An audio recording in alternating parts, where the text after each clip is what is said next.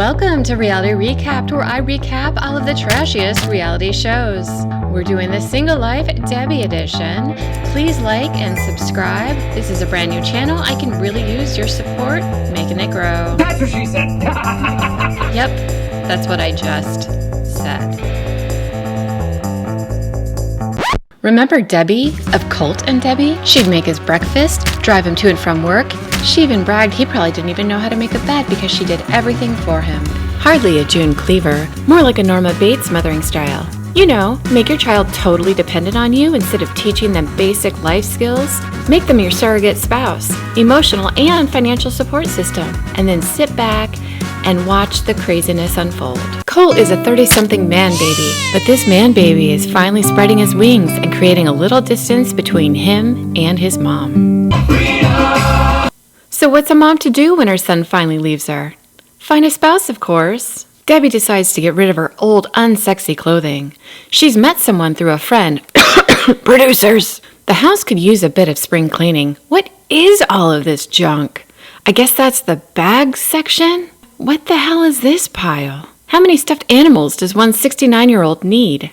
It feels like a slippery slope into Hoarders. You don't want to go to Hoarders, Debbie. You're on this single life. So why don't you stop holding up your old clothing and telling us a special story of how you found the shirt and what special occasions you've worn it to? And get ready for your night out. Instead of getting ready for her night out, Debbie tells us about her husband, who died 14 years ago.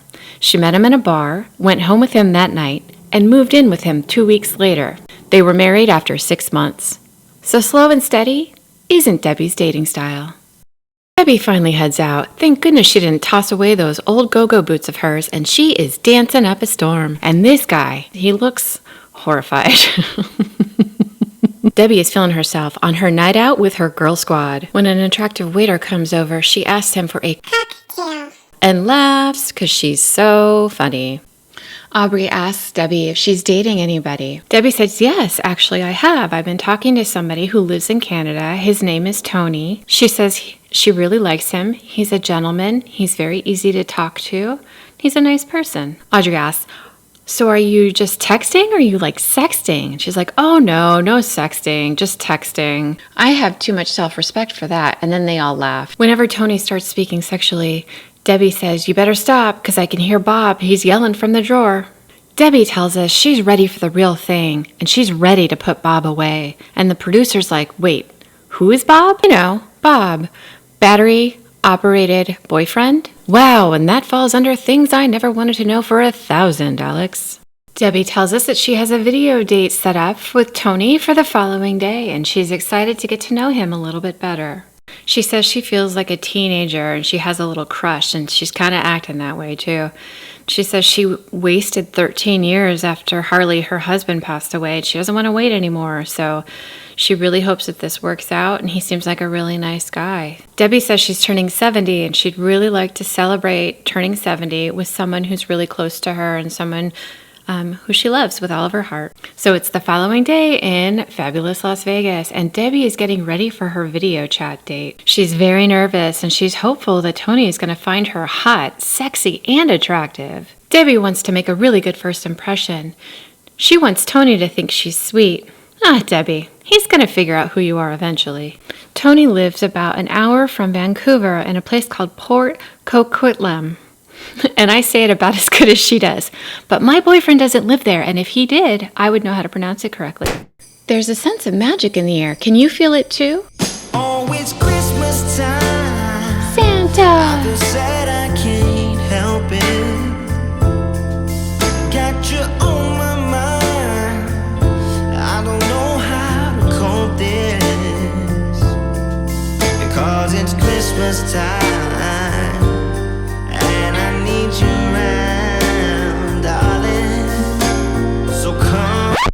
Stop the snow, stop the snow. Oh my God, what in the hell is this? You are not Santa. You are a horrible, horrible person. If you guys don't know what this tattoo means, it's disgusting. I'm going to be honest here. When I found out what this meant, I really reconsidered even covering them. And I still feel really conflicted about it, to be honest.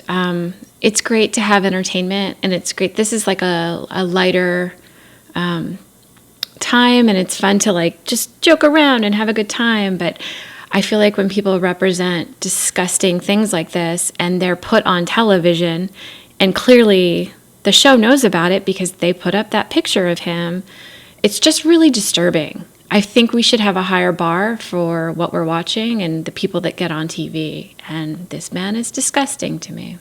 And I don't care if he hears this himself. What I would love is if the show wouldn't put on people that were known racists, that were known anti-Semites. I don't think that's what anyone really wants to watch. We're looking for something that's lighter and fun. And man, what a mood killer.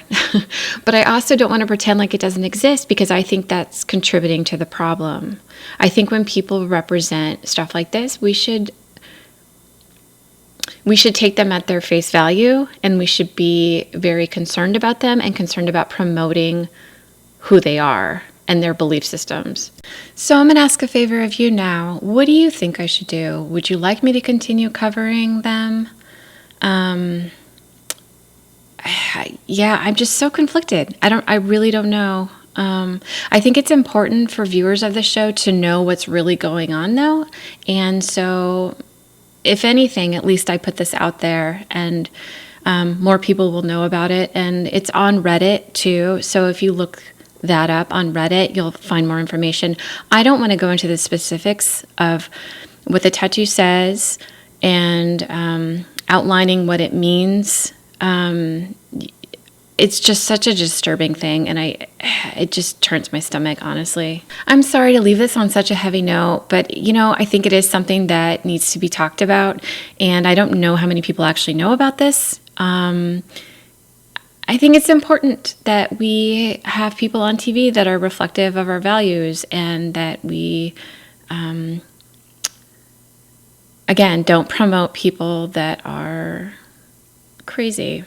And what a bummer, because God, watching Debbie and Colt has such comic value, but adding this guy into the mix is just really, it just takes all the fun out of it.